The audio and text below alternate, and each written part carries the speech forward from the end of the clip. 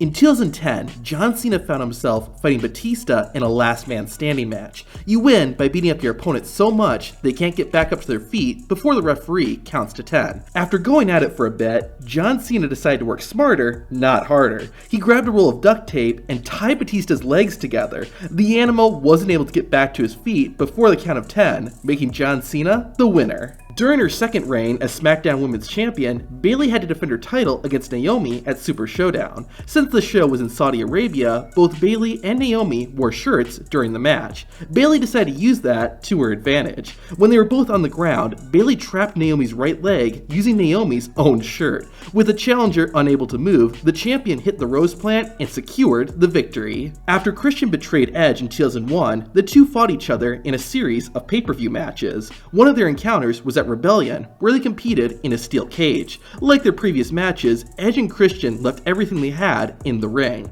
However, it looked like Christian was gonna escape and win. At the last moment, Edge pulled Christian's legs through the steel cage and then used part of his wrist tape to tie Christian's legs together, making it impossible for Christian to escape. This made it easy for Edge to climb the cage and win the match. After being defeated by The Big Show at WrestleMania 28 and losing the Intercontinental Championship, Cody Rhodes got his rematch at Extreme Rules. The two fought for the IC title in a tables match, which gave The Big Show the advantage. After all, how are you going to get an over 400-pound man to go through a table? Well, Cody Rhodes had an idea. While Big Show was standing on the edge of the ring, Rhodes kicked the giant's leg, causing Big Show's boot to break a table. Technically, Cody Rhodes had put his opponent through a table, which meant Cody won and became the Intercontinental Champion in less than 5 minutes. On Raw in 1998, the New Age Outlaws had to defend their tag team championship in a triple threat tag team match against LOD 2000 and the Disciples of Apocalypse. Like a normal tag team match, only 2 wrestlers were legal,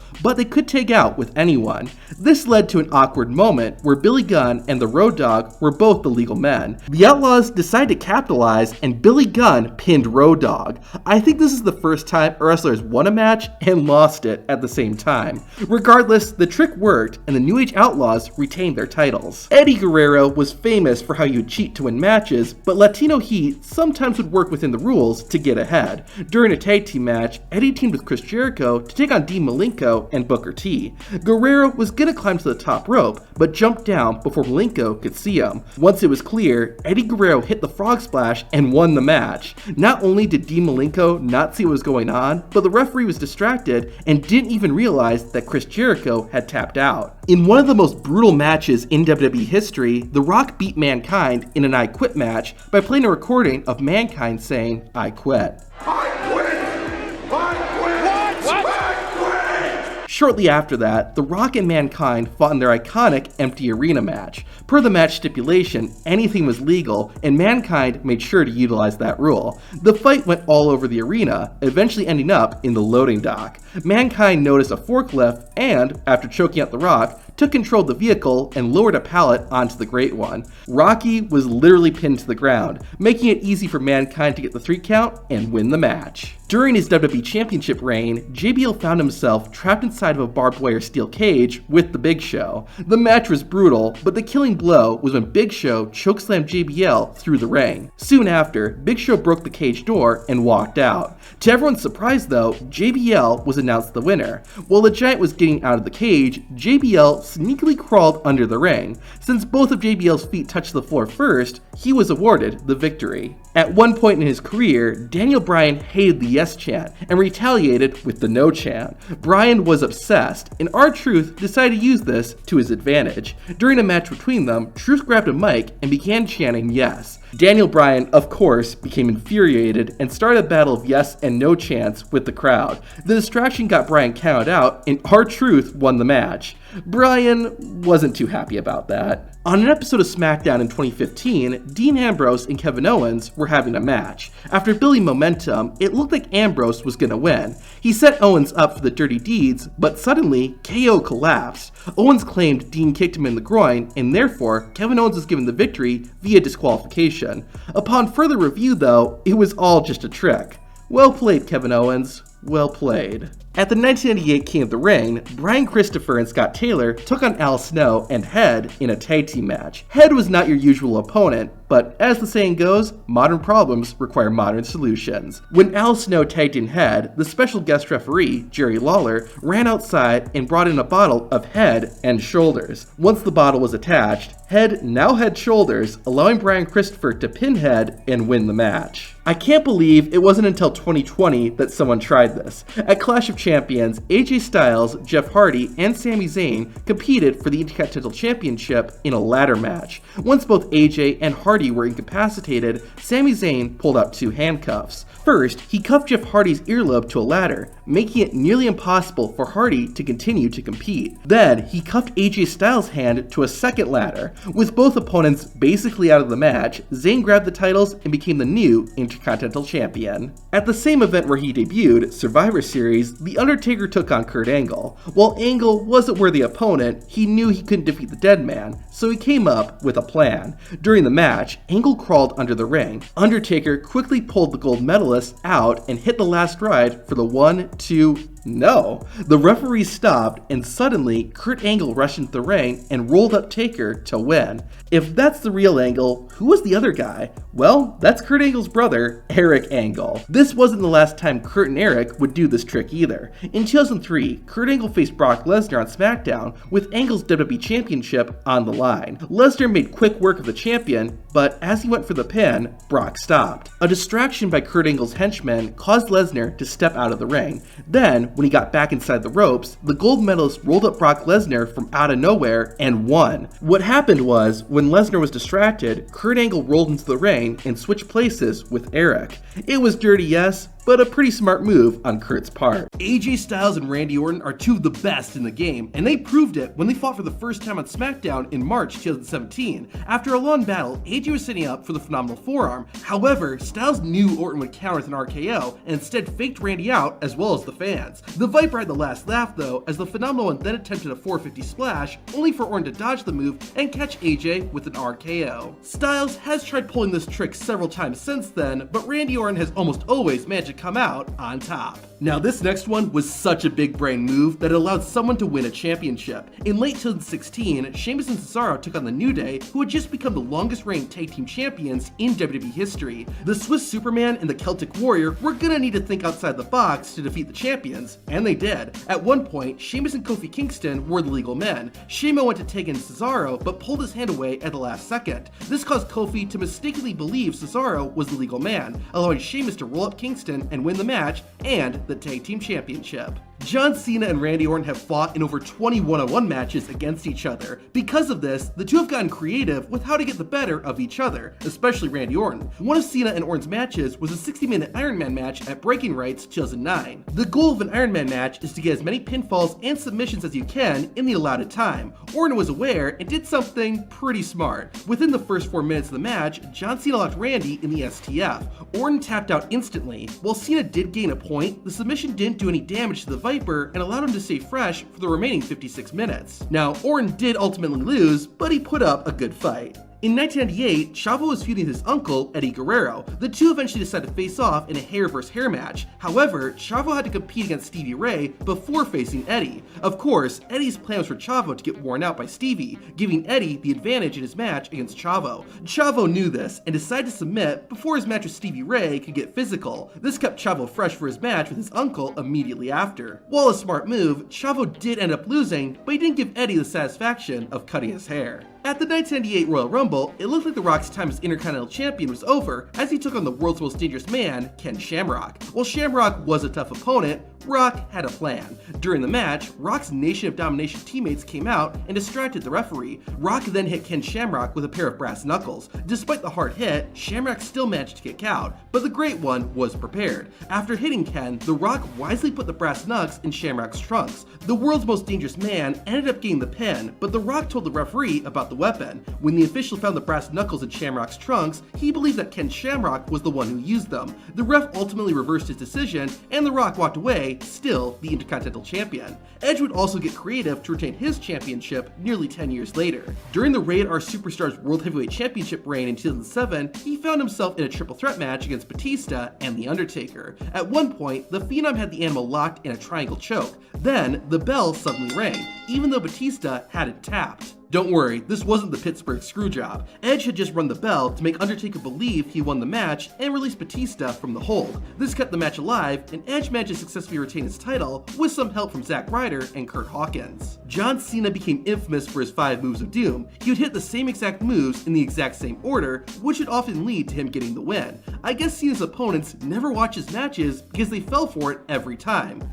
That is, except for this one. On Raw in 2013, Cena fought arguably his greatest rival, CM Punk. As expected, John Cena eventually went for his signature shoulder tackles, but rather than stand there and take it, Punk was smart and dodged the move, causing John Cena to go flying out of the ring. In 2008, Booker T, Christian, and AJ Styles all competed in a triple threat match. Of course, the match type allows someone to lose without being pinned or submitted, and Booker knew this. That's why when Christian went to pin AJ, Booker grabbed the referee by the shirt. This allowed Styles enough time to recover and kick out of Christian's pin. It worked out too, as Booker had his hand raised at the end. The opening contest of Payback 2013 was a triple threat match between Curtis Axel, Wade Barrett, and the Intercontinental Champion, The Miz. One of these men would pull off 1,000 IQ move in order to win. The Miz locked Barrett in the figure 4 leg lock, and Wade was on the verge of tapping. Before he could, Curtis Axel covered Wade Barrett, getting him the win before Miz could realize what was going on. The high intelligence move awarded Curtis Axel his first and only singles championship in WWE. One of Shawn Michaels' iconic moves was his kip up. After getting knocked down, the Heartbreak Kid would suddenly jump back to his feet like nothing happened. Randy Orton would actually use this to his advantage in 2010.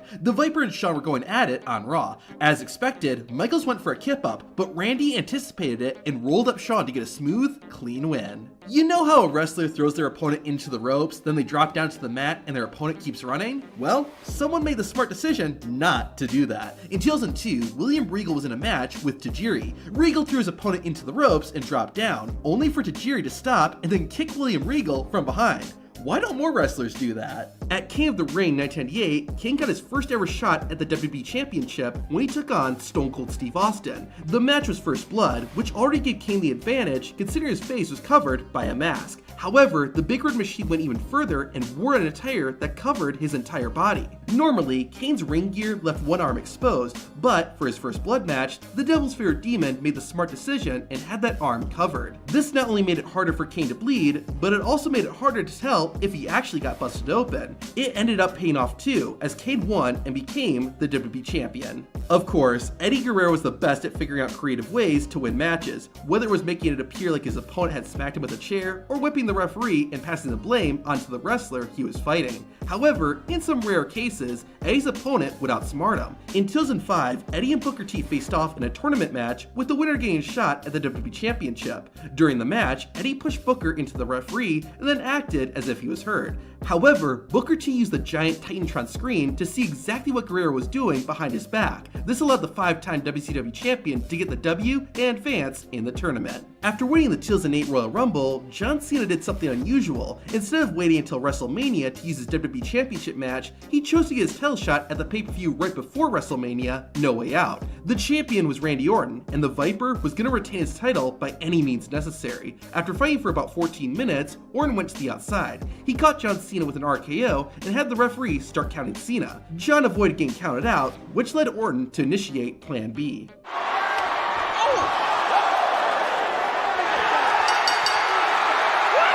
By slapping the taste out of the referee, Randy Orton got himself disqualified. While he lost the match, he still got to keep the WWE title. Over 5 years later, Orton pulled another 1000 IQ move over John Cena. In late 2013, the two WWE legends were fighting in a TLC match to become the unified WWE World Heavyweight Champion. Once Cena was incapacitated, Randy handcuffed John Cena to the bottom rope. Even smarter, Randy threw the key into the crowd, making it impossible for Cena to unlock the cuffs. However, Mr. Hustle, Loyalty, and Respect then pulled a 1000 IQ move of his own. Cena unscrewed the bottom turnbuckle, allowing him to prevent Orton from grabbing the championships. Unfortunately for John Cena, he would still lose after Randy used the ring rope to yank Cena off the ladder. The idea of a last man standing match is to beat up your opponent so badly that they can't get to their feet before the count of 10. However, Chris Jericho decided to work smarter, not harder. At Armageddon 2000, Y2J took on Kane in a last man standing match. The Big Red Machine was significantly bigger than Jericho, but Chris had the bigger brain. While fighting near the entrance stage, Jericho noticed a stack of barrels. Chris decided to knock them over onto Kane, making the masked demon unable to get up before the count of 10, giving Y2J the win. John Cena would do something similar over a decade later. In 2014, Cena found himself in a last man standing match against Bray Wyatt. To end the fight, Cena gave Bray an AA onto a production case. John then wisely put another case on top of Wyatt, making it impossible for him to get up, and therefore making Cena the winner. No disrespect, but WWE referees are usually the dumbest people on earth.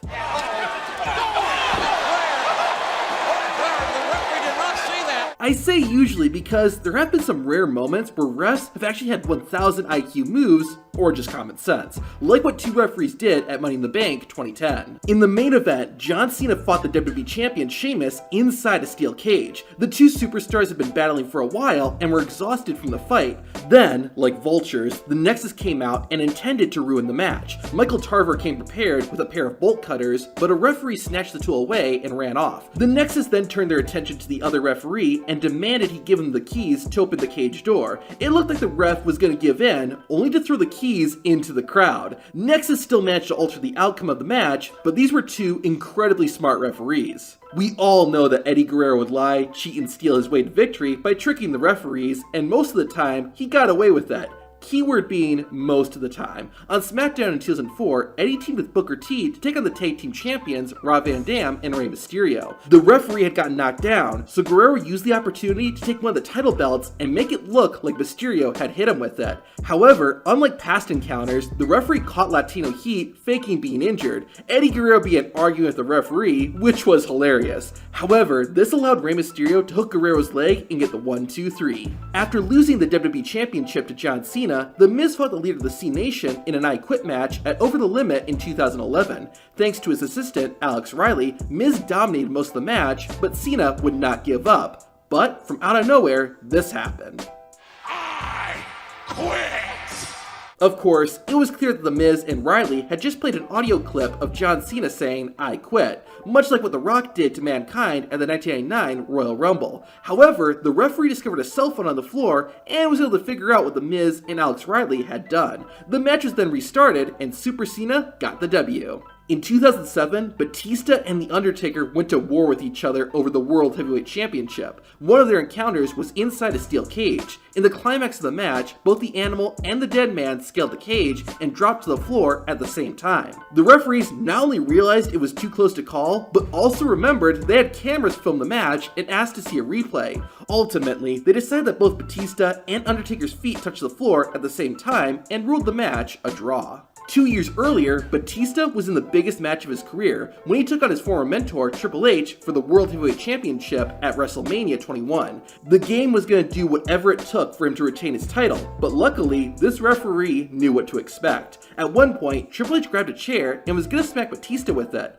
only for the ref to snatch the weapon right out of the champion's hands. Not only did the referee keep Batista safe, but he also avoided having the main event of WrestleMania end in a disqualification. Years after trying to outsmart John Cena, The Miz tried to do the same thing to Dean Ambrose. The most must-see WWE superstar got himself an Intercontinental Championship match at Extreme Rules 2017. Part of the stipulation was if Dean got counted out or disqualified, he would still lose the IC title. With his wife Maurice by his side, The Miz did everything he could to become a 7-time champion. After battling the Lunatic Fringe for over 15 minutes, The Miz had an idea. He told Maurice to slap him, which he did. The Miz hoped this would give him the victory by disqualification due to outside interference. However, the referee realized what The Miz was doing and instead had Maurice ejected. However, The Miz would then throw Dean Ambrose into the referee. This caused Dean to lose focus, which gave Miz the opportunity to hit the skull-crushing finale and become Intercontinental Champion. WWE referees have to put up with a lot of crap, and at one point, one referee had enough. In December 2019, R-Truth and Akira Tozawa ran all over New York City, chasing each other, trying to end the night as the 24/7 champion. At one point, even Santa Claus got involved. Finally, after spending hours taking a lawn and counting pinfalls, the referee snapped. That's enough! I've been chasing you guys all over this city!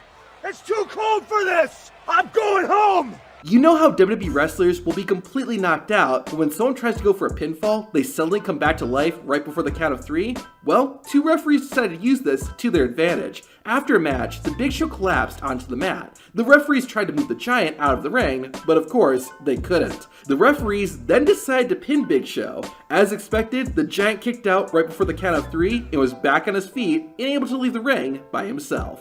Like Eddie Guerrero, the Bella Twins had a unique way of winning matches. The sisters would swap places with each other, allowing the fresh Bella to pull out an easy win. Most of the time, Nikki and Brie got away with it too, except for one incident. On Raw in April 2013, Brie was going up against Naomi. Nikki was right by her sister's side, and they pulled twin magic. However, unlike every other time they did it, Naomi and her partner Cameron decided to tell the referee what happened. Apparently, that's all they needed to do, because he reversed his decision and gave Naomi the victory. Now, this isn't just the smartest referee ever, but probably the smartest person in WWE ever. In 2004, 8 real people competed on SmackDown in weekly competitions for the opportunity to win a WWE contract. This was part of WWE's reality TV series Tough Enough. Everything was unscripted, which made it entertaining to watch, but it nearly ended in disaster. Kurt Angle challenged the competitors to a real wrestling match. One of the men, named Daniel Puder, took Angle up on the offer, and while Angle was an Olympic gold medalist wrestler,